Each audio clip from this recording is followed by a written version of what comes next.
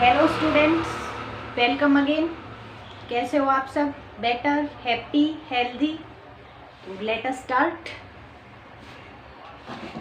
हम कर रहे हैं dissolution of partnership fund. Some topic are discuss before doing a practical question. तो फर्स्ट ऑफ ऑल आपको बताना था कि अगर क्वेश्चन में आपको इन्वेस्टमेंट फ्लैक्चुएशन रिजर्व अगर क्वेश्चन में दिया हुआ होता है, ठीक है, तो मैंने पहले भी बताया था, जैसे वर्कमैन कंपनसेशन का आपको बताया था कि इस चैप्टर में थोड़ा सा ट्रीटमेंट हम अलग करेंगे। तो सेम हेयर, यहाँ भी ट्रीटमेंट अलग होगा, ठीक है। तो अभी हम संस्था को बंद करने जा रहे हैं, अभी हमें रिजर्व को नहीं रखना है। तो इस पॉइंट पे आपको ये ध्यान रखना है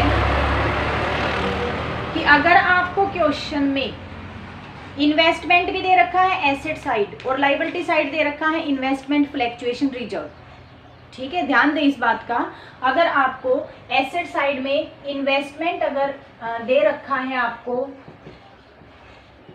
उस सिचुएशन में आप रियलाइजेशन अकाउंट में इन्वेस्टमेंट फ्लैक्चुएशन रिजर्व को डालोगे। कहाँ डालोगे?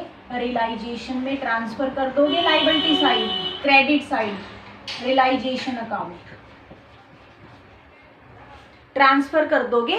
उसके बाद इसका कुछ नहीं करना, ये पे नहीं करना, ये तो रिजर्व है, कोई क्लेम थोड़ी ना है, कोई लाइबिलिटी तो नहीं है, ठीक है।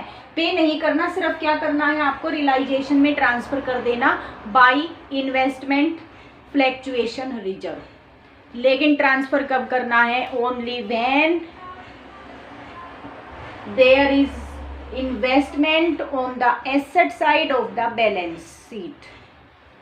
जब इन्वेस्टमेंट दे रखा है बैलेंस शीट में एसेट साइड, तभी आप इसको रियलाइजेशन अकाउंट में लेके जाओगे। अगर इन्वेस्टमेंट नहीं दे रखा है और रिजर्व आपको पुस्तकों में दे रखा है, देखो कई बार क्या होता है, मान लो हमने इन्वेस्टमेंट रखा था, कुछ साल पहले हमने उसका रिजर्व भी बनाया था, उसके बाद हमने इन्वेस्टमेंट को बेच दिया, ठीक है। अब इन्वेस्टमेंट तो नहीं रहा, लेकिन रिजर्व हमारी पुस्तकों में बचा हुआ है, ठीक है। तो अभी जब हम डिसोल्यूशन कर रहे हैं, उस टाइम में अगर ऐसी सिचुएशन है कि बैलेंस शीट में हमारा एसेट साइड इन्वेस्टमेंट तो नहीं है, ओनली इन्वेस्टमेंट फ्लैक्चुएशन रिजर्व दिखाया गया है,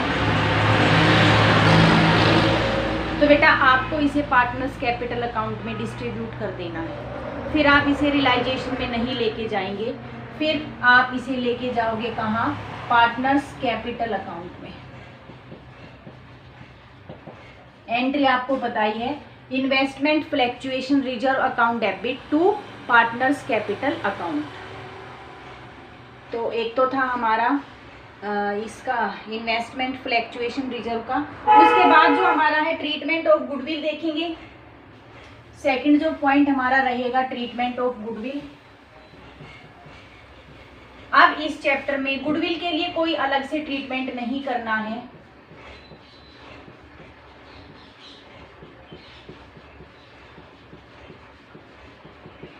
इस गुडविल को हम जैसे दूसरी एसेट्स हैं उसी की तरह ट्रीट करेंगे। अगर ये बैलेंस शीट में अपीयर है, अगर गुडविल बैलेंस शीट में अपीयर है, तो आप ट्रांसफर कर दो इसको। कहाँ ट्रांसफर करना है? रियलाइजेशन अकाउंट में ट्रांसफर कर देंगे। अगर गुडविल अपीयर है तो रियलाइजेशन अकाउंट में आपको क्या करना है? ट्रांसफर कर देना है रियलाइजेशन में। अगर इससे कोई अमाउंट रियलाइज हुआ है तो बाय बैंक लिख देंगे क्रेडिट साइड में। अगर अपीयर नहीं है, अगर अपीयर नहीं है तो ट्रांसफर तो होगा ही नहीं। हाँ, अगर इससे कोई रियलाइज्ड वैल्यू मिली है, कोई अमाउंट मिला है, अगर इसकी रियलाइज्ड वैल्यू है तो क्या लिखेंगे रियलाइजेशन अकाउंट में? By bank.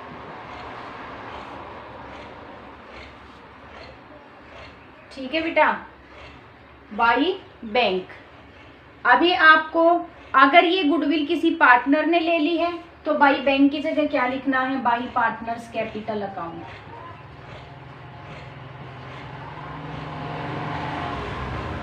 इसका मतलब सारी की सारी सिचुएशन वही है जो मैंने अदर एसेट के बारे में बताई थी। जिस तरह हम अदर एसेट का ट्रीटमेंट करते हैं सेम हमें यहाँ गुडविल का ट्रीटमेंट करना है। कोई अलग ट्रीटमेंट यहाँ पे गुडविल का बिल्कुल भी नहीं होगा, उसी तरह होगा जैसे हम अदर एसेट का करते हैं। ठीक है, तो ये था हमारा ट्रीटमेंट ऑफ गुडविल। उसके बाद आता है हमारा पेमेंट ऑफ पार्टनर्स लोन। वैसे हम डिस्कस कर चुके हैं इस टॉपिक के बारे में। ठीक है, तो थोड़ा सा और आपको बताना था पार्टनर्स लोन के बारे में। अगर किसी पार्टनर ने संस्था को लोन दे रखा है तो वो हमें बैलेंस शीट की लायबिलिटी साइड में मिलेगा, पार्टनर्स लोन।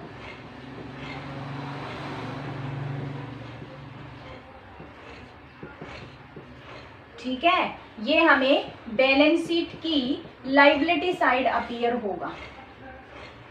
अब मैंने आपको बताया था कि कैपिटल को पेड करने से पहले हम पार्टनर्स के लोन को पेड करते हैं। ठीक है, इतना तो हम कर चुके हैं। अब थोड़ा सा और अलग करेंगे, आगे करेंगे कि अगर किसी पार्टनर का जिसने लोन दे रखा है, अगर इसकी कैपिटल अकाउंट का आफ्टर ऑल एडजस्टमेंट जो बैलेंस आता है, अगर वो डेबिट बैलेंस आया, डेबिट बैलेंस का मतलब बेटा नेगेटिव बैलेंस, डेबिट बैलेंस का मतलब नेगेटिव बैलेंस। अगर किसी पार्टनर ने संस्था को लोन दे रखा है और उसकी सभी एडजस्टमेंट करने के बाद कैपिटल का बैलेंस अगर डेबिट आता है, नेगेटिव आता है, तो हम लोन के उतने अमाउंट को जितना डेबिट बैलेंस है कैपिटल में ट्रांसफ़र कर देंगे। लोन के उतने अमाउंट को जितना कैपिटल का डेबिट बैलेंस है लोन को कैपिटल में ट्रांसफ़र कर देंगे। ठीक है, केस देख लेते हैं इसके। केस नंबर 1 है, एग्जाम्पल ले रखा है यहाँ पे। हम भी एग्जाम्पल से एंट्री करेंगे। मान लो ए पार्टनर है, एज लोन पुस्तकों में दिखा रखा है 1 लाख का, और ए की कैपिटल का जो बैलेंस है आफ्टर ऑल एडजस्टमेंट, सभी एडजस्टमेंट करने के बाद के बैलेंस के बारे में हम यहाँ पे डिस्कस कर रहे हैं। और अगर बैलेंस उसका है यहाँ पे 40,000 और ये बैलेंस है क्रेडिट बैलेंस, अगर क्रेडिट बैलेंस है। अब मैंने क्रेडिट के बारे में तो कुछ भी नहीं कहा। क्रेडिट बैलेंस का मतलब तो पार्टनर को पे करना है। ठीक है, तो इसका मतलब संस्था क्या करेगी, 1 लाख तो ए को लोन दे देगी, 40,000 उसकी कैपिटल के दे देगी। इसका मतलब 1,40,000 ए को मिलना है। तो यहाँ पे तो कुछ होगा ही नहीं। यहाँ पे क्या करेंगे, हम कैपिटल को अलग पे कर देंगे और लोन को अलग पे कर देंगे। ठीक है, तो केस नंबर 1 में क्या जर्नल एंट्री हो सकती है। केस नंबर 1 में जर्नल एंट्री लोन को अलग से पे कर देंगे। A's loan account debit to bank, to bank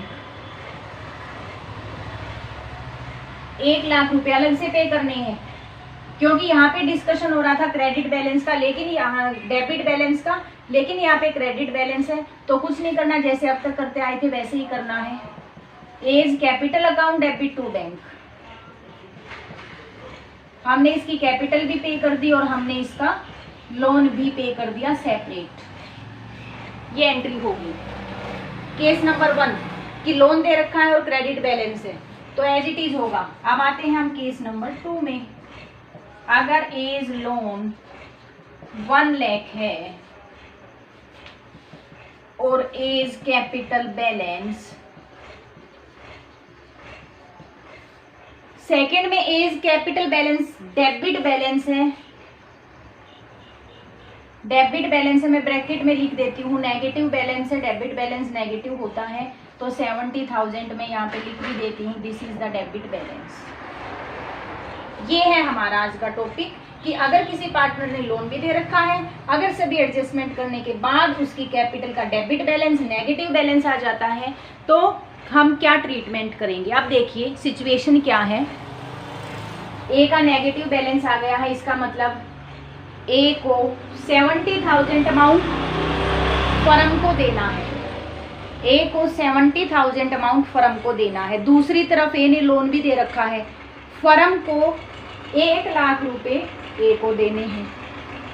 ठीक है, फर्म को 1 लाख रुपए ए को देने हैं। इसका मतलब जब फर्म को 1 लाख देना है, 70,000 लेना है, तो क्यों ना एडजस्ट कर दिया जाए, क्यों ना एडजस्ट कर दिया जाए। ठीक है, इसका मतलब जितना डेबिट बैलेंस है उतना अमाउंट लोन का कैपिटल में एडजस्ट करना है।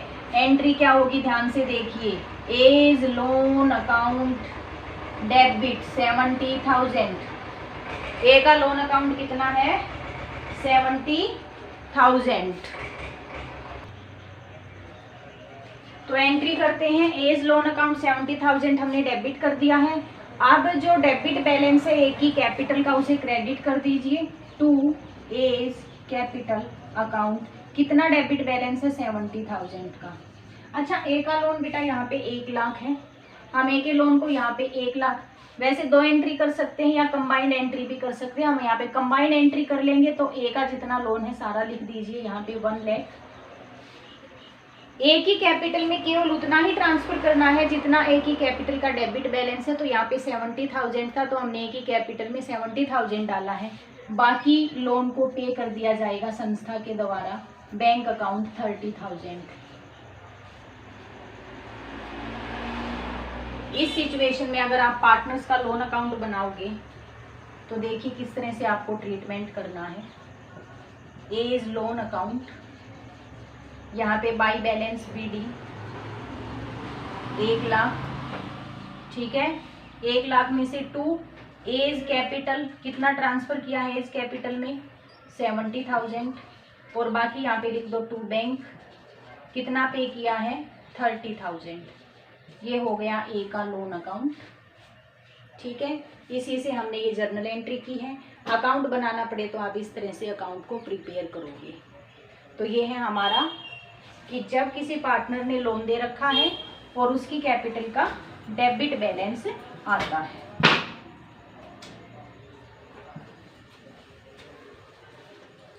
अब आता है हमारा नेक्स्ट केस, केस नंबर 3।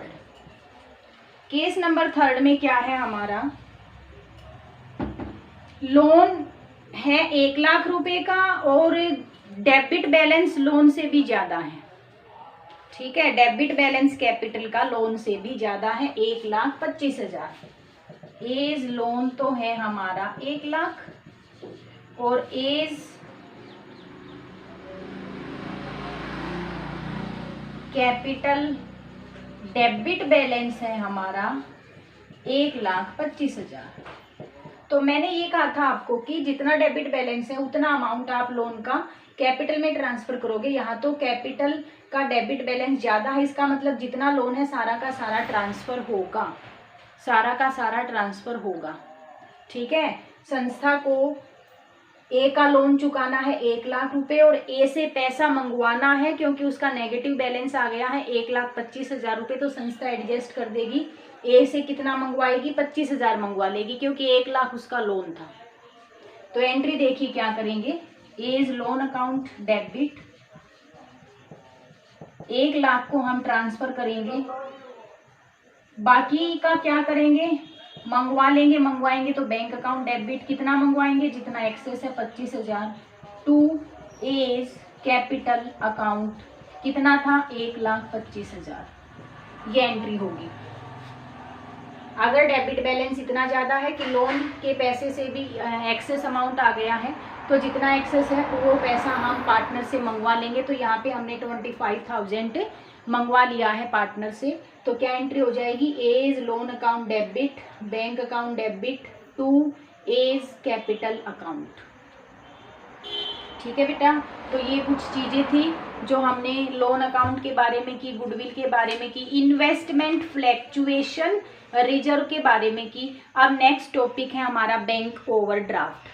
अब देखिए, हम बैंक बैलेंस अगर डेबिट साइड में है तो उसे तो हम ट्रांसफ़र करेंगे बैंक अकाउंट में, लेकिन अगर बैंक ओवरड्राफ्ट है तो ध्यान दीजिए, यहाँ पे बैंक ओवरड्राफ्ट हमारी शॉर्ट टर्म लाइबिलिटी माना जाएगा जो हमें चुकाना है, और शॉर्ट टर्म लाइबिलिटी मान के हम इसे रियलाइजेशन में ट्रांसफ़र करेंगे और पे करेंगे। ध्यान दीजिए इस बात का, बैंक ओवरड्राफ्ट को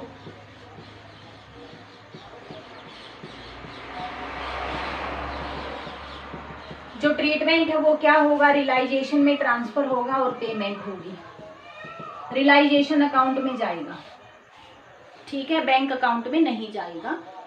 रियलाइजेशन में ये हमारी लायबिलिटी है और इसे हम ट्रांसफर भी करेंगे और पेमेंट भी करेंगे। अगर बैंक से लोन ले रखा है तो वो भी हमारी आउटसाइड लायबिलिटी है, तो उसका ट्रीटमेंट भी हम बिल्कुल ऐसे ही करेंगे।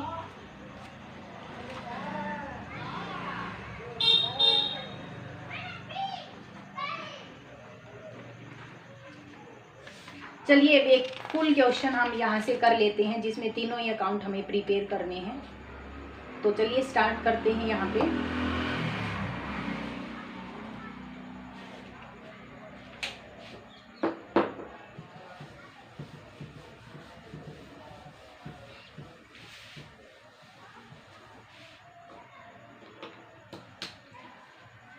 यहाँ पे आपको एबीसी पार्टनर्स दे रखे हैं, हम कर रहे हैं इलस्ट्रेशन नंबर 14 और ये 14 करने के बाद आपको क्वेश्चन करने हैं 70 तक, अप टू 17 क्वेश्चन आपको कर लेने हैं इस वीडियो के बाद। तो एबीसी पार्टनर है, 3:1 रेशियो है।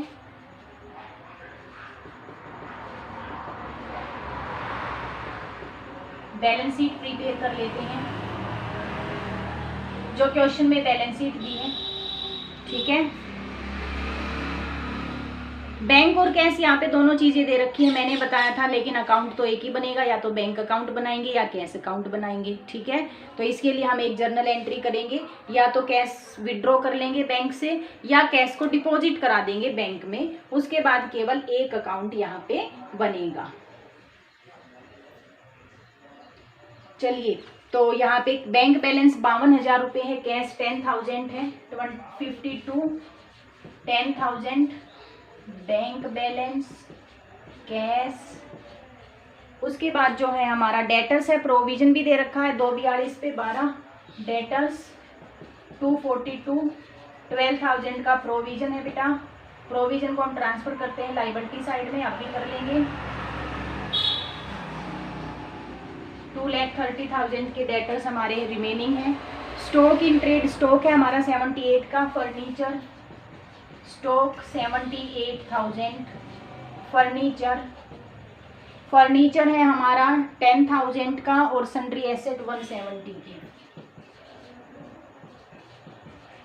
सन्ड्री एसेट भी दे रखी है। सन्ड्री एसेट का मतलब क्या होता है कि इन एसेट्स को छोड़ के बाकी जो रिमेनिंग एसेट है वो हमारी 170 की है। अब लायबिलिटी में हम देखेंगे, दिखाई दे रहा होगा आपको, थोड़ा सा कम दिखाई दे रहा है।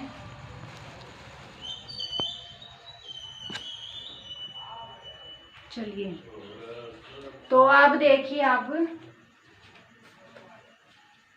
लायबिलिटी में हमारा जो क्रेडिटर्स है 60,000 है, लोन है 15,000 का, क्रेडिटर्स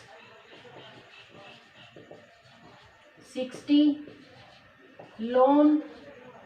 लोन है हमारा 15,000 और वर्कमैन कंपनसेशन रिजर्व 30,000 है हमारा वर्कमैन कंपनसेशन रिजर्व। चलिए, कैपिटल दे रखी है 275, 1,70,000, 275, 1,70,000 कैपिटल ABC। ये है हमारी बैलेंस शीट। अब देखते हैं आगे क्या है। They decide to dissolve their firm को डिजोल्व करने जा रहे हैं। At the date balance sheet आपको दे रखी है। It is agreed that, first point है। अब चलिए यहाँ पे नीचे हम देख लेते हैं, प्रीपेयर नेसेसरी अकाउंट यहाँ पे लिखा हुआ है। तो नेसेसरी अकाउंट में सबसे जो फर्स्ट अकाउंट हमारा बनता है वो बनता है बेटा रियलाइजेशन अकाउंट। तो ड्रॉ कर लेते हैं हम रियलाइजेशन अकाउंट। उसके बाद अगर पार्टनर्स का लोन है तो पार्टनर्स लोन अकाउंट बनेगा। यहाँ पे नहीं है पार्टनर का लोन तो नहीं बनाएंगे। तो अब थर्ड पे कौन सा बनता है, कैपिटल अकाउंट। तो साथ साथ हम कैपिटल अकाउंट भी ड्रॉ कर लेते हैं, साथ साथ कर लेंगे ताकि जल्दी हो जाएगा, ट्रांसफर करते रहेंगे सभी अकाउंट में। और इसके बाद देखो, या तो हम बैंक अकाउंट बना सकते हैं या कैश। तो बैंक बना लेते हैं, जितना कैश है वो संस्था में हम बैंक में डिपॉजिट करा देंगे। ये बैंक अकाउंट है हमारा, इस कैश को हम बैंक में डिपॉजिट करा देंगे। इसके लिए जर्नल एंट्री क्या हो जाएगी, bank account debit to cash account. अब क्वेश्चन स्टार्ट करते हैं। ये कैपिटल अकाउंट है, रियलाइजेशन अकाउंट,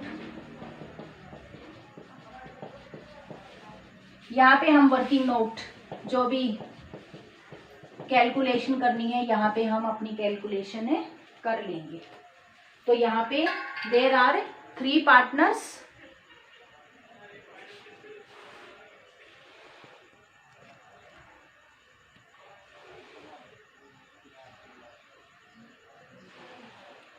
तो देयर आर 3 पार्टनर्स है बेटा यहाँ पे।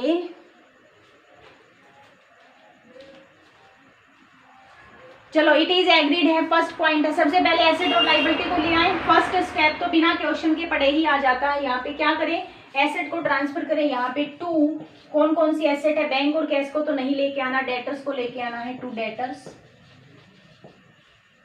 242 पे आएगा। और प्रोविजन को यहाँ लिखोगे आप, by provision for doubtful debts, कितना 12,000।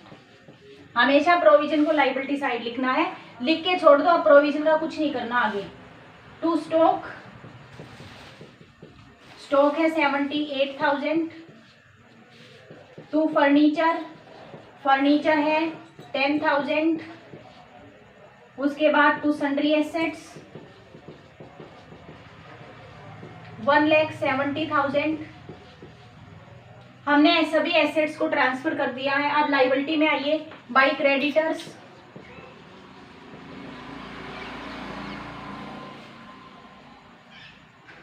है हमारे 60,000, बाई लोन 15,000 हम ट्रांसफर कर रही हैं एसेट और लायबिलिटी का।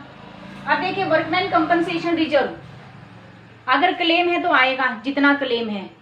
अभी क्वेश्चन में देख लेते हैं एक बार की क्लेम है।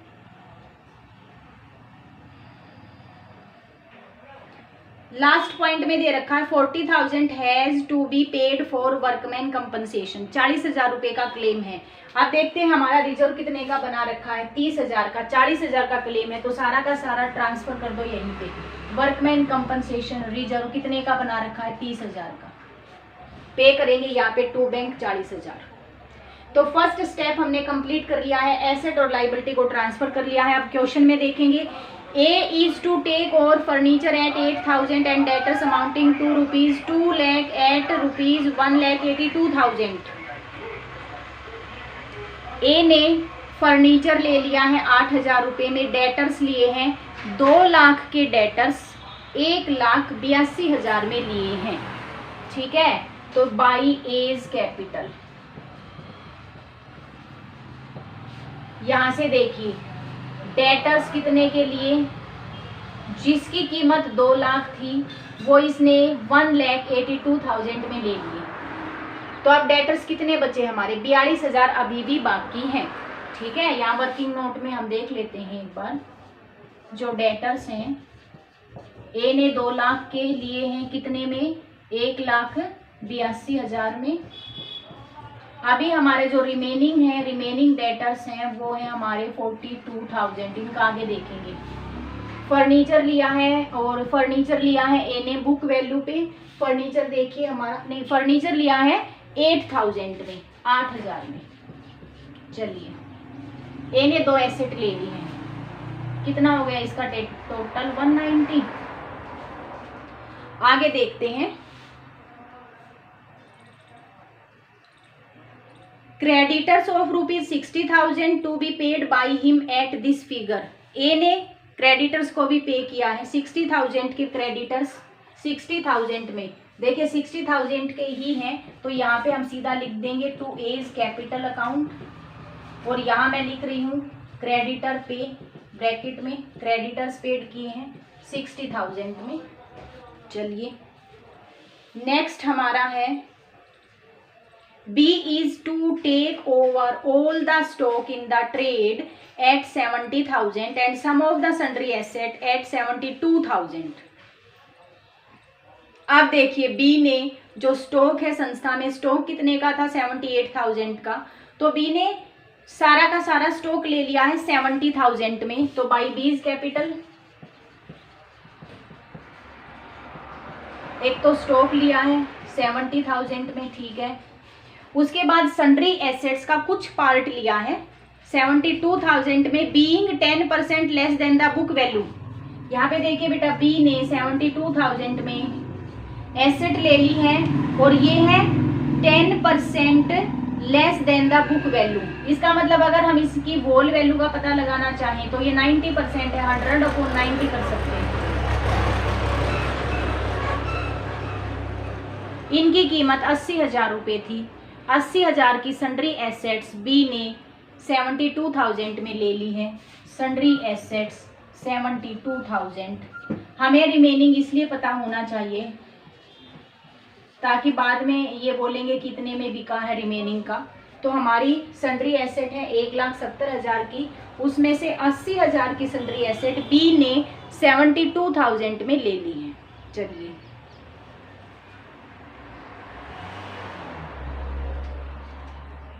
नेक्स्ट पॉइंट आता है हमारा, बी का टोटल 142 हो गया है। अब आता है सी की बारी। C is take over the remaining sundry asset and 90% of the book value less 1,000 as discount and assume the responsibility for the discharge of the loan together with the accrued interest of ₹300 which has not been recorded in the books. चलिए C ने क्या किया है, सी ने remaining asset को, अब remaining asset बची कितनी, यहाँ पे देखिए हमारी एसेट 1,70,000 की थी, इसमें से 80,000 की बी ने ले ली है, तो बची कितनी 90,000 सी ने ले ली है और 90% पे ली है, ठीक है। तो कितने में ली 81,000 में, लिख देते हैं by seize capital. Seize capital क्या है, ये सन्ड्री एसेट कितने में ली 81,000 में। उसके बाद सी ने और क्या लिया है, अच्छा यहाँ पे डिस्काउंट भी है 1,000, सी ने यहाँ पे डिस्काउंट भी लिया है 1,000 रुपये, तो बेटा 1,000 और लेस कर देंगे, यहाँ पे 80,000 में ली गई है, डिस्काउंट मिला है सी को, तो 80,000 में सन्ड्री एसेट लिया गया है। चलिए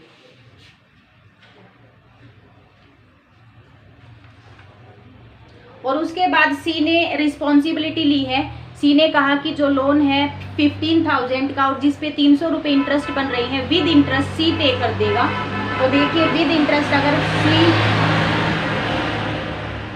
सी पे करेगा तो डेबिट में डाल दीजिए 2 सीज कैपिटल अकाउंट। देखिए यहाँ पे लोन है 15,000 का, अक्रूड इंटरेस्ट है इस पे 300 का, तो ये हो गया 15,300, सी पे करेगा लाइबिलिटी को। चलिए नेक्स्ट है हमारा the expenses of dissolution were 2700, the remaining debtors were sold to a डेब्ट collection agency for 50% of the book value. Debtors 42,000 के बचे हैं और वो 50% पे बिके हैं, तो बाई बैंक, तो भाई 21,000 हम यहाँ लिख देंगे। रिमेनिंग डेटर्स 21,000 में सेल हो गई है रिमेनिंग डेटर्स। डिसोल्यूशन एक्सपेंसेस है, यहाँ पे कर दीजिए भाई 2 बैंक अकाउंट। डिसोल्यूशन एक्सपेंसेस या रियलाइजेशन एक्सपेंसेस 2700। चलिए ये भी हमने पे कर दिया है। अब यहाँ पे लास्ट पॉइंट है कि 40,000 पे करने पड़े वर्कमैन कंपनसेशन के लिए, ब्रैकेट में लिख दो वर्कमैन कंपनसेशन क्लेम है ये हमारा 40,000, ये भी डाल दिया है। यहाँ से सभी एंट्री हो चुकी है बेटा। जब आप इसका टोटल करोगे तो यहाँ पे लॉस निकल के आएगा और लॉस को नहीं सॉरी एक मिनट, हाँ लॉस निकल के आएगा 68,000 का, और 68,000 के लॉस को आप डिस्ट्रीब्यूट कर दोगे by loss transfer to partner capital account ABC 3:1 ratio में 40,800 13,600, 13,600। अब चलते हैं कैपिटल पे। सबसे पहले क्या करना है, बाई बैलेंस बीडी, वहां से लेके आओ कैपिटल 275, 1,70,000। ठीक है, कोई एक्यूमुलेटेड प्रॉफिट लॉस बटने के लायक नहीं है। रियलाइजेशन में जहां पे भी कैपिटल आई है यहाँ ट्रांसफर करोगे। देखिए कोई कैपिटल सबसे पहले यहाँ देखते हैं, ये रही A's capital. A's capital credit हुई है तो क्रेडिट साइड में डालोगे बाई रियलाइजेशन। कितना है, 60,000, ए के कॉलम में 60,000। ठीक है भाई, यहाँ पे सी बाई रियलाइजेशन, सी के कॉलम में डालना है बेटा ये अमाउंट कितना, 15,300, ये भी डल गया। अब चलिए अब यहाँ पे देखते हैं कैपिटल ए की आई है तो ये डेबिट हुई है, डेबिट में डालोगे टू रियलाइजेशन, टोटल 1,90,000 से ए का कॉलम, टू रियलाइजेशन बी के कॉलम में 1,42,000 और टू रियलाइजेशन सी के कॉलम में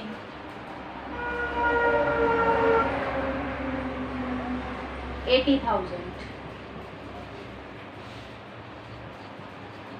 और लॉस को भी ट्रांसफर कर दो, टू रियलाइजेशन लॉस बट गया है 40,800, 13,600, 13,600। देखिए हमने जितना भी कैपिटल है वो सारा का सारा ट्रांसफर कर लिया। अब हम निकालते हैं बैलेंस। जब हम टोटल करेंगे बैलेंस निकालेंगे तो हमें ए का तो क्रेडिट बैलेंस है निकलेगा, जब आप निकालोगे तो इसको तो पे कर देंगे। बी और सी का डेबिट बैलेंस आएगा, इससे हम मंगवा लेंगे बैंक। ये आप करके देख लेना, टोटल जितना बैलेंस निकले बी और सी का आपका यहाँ बैलेंस निकलेगा तो बाई बैंक, ए का यहाँ बैलेंस निकलेगा टू बैंक। अब चलते हैं हम बैंक अकाउंट पे।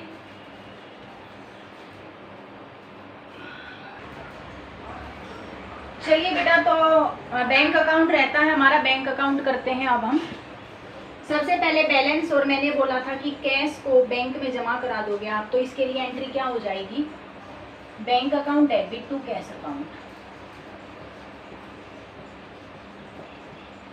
कितना, 10,000। ये एंट्री आपको करके दिखानी है और यहाँ ट्रांसफर करनी है। तो सबसे पहले तो bank balance to balance BD कितना है, 52,000। उसके बाद टू कैश अकाउंट, ये ट्रांसफर कर रहे हैं हम 10,000, करा दिया हमने कैश को बैंक में जमा। अब आते हैं हम रियलाइजेशन पे। सबसे पहले डेबिट साइड में देखेंगे क्या कुछ पे तो नहीं किया है। टू बैंक, ये रहे दोनों टू बैंक हो रखे हैं यहाँ पे, तो 2,700 और 40,000 टू रियलाइजेशन अकाउंट लिखेंगे सीधा, ये तो हमारे एक्सपेंसेस हैं। और टू रियलाइजेशन 40,000, ये हमारा वर्कमैन कंपनसेशन क्लेम है। अब क्रेडिट साइड में आ जाइए, बैंक को देखिए, बैंक ये रहा बाई बैंक। बैंक हमें रिसीव हुआ है कितने, 21,000, तो बाई रियलाइजेशन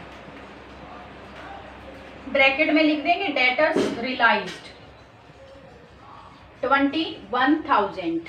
ठीक है, उसके बाद हमारा देखिए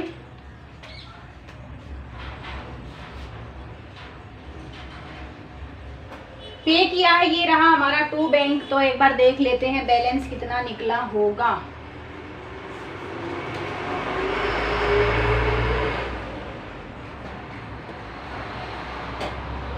जो बैलेंस निकला है ए का है 1,04,200 हमने पे किया है। तो by A's capital account, amount मैंने आपको बताया 1,04,200।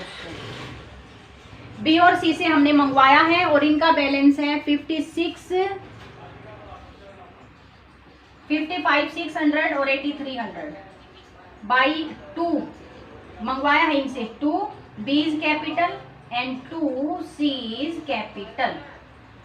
चलिए हो गया है हमारा। अब हमें क्या करना है, अब हमें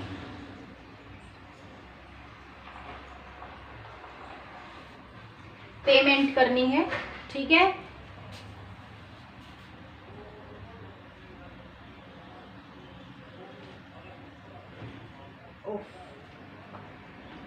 थोड़ा सा हमने उल्टा कर दिया है। ये रियलाइजेशन जो डेटर से होगा ये तो हमारा डेबिट में आएगा और जो पे किया वो क्रेडिट में आएगा। बेटा थोड़ा सा यहाँ पे उल्टा हो गया है रियलाइजेशन वाला।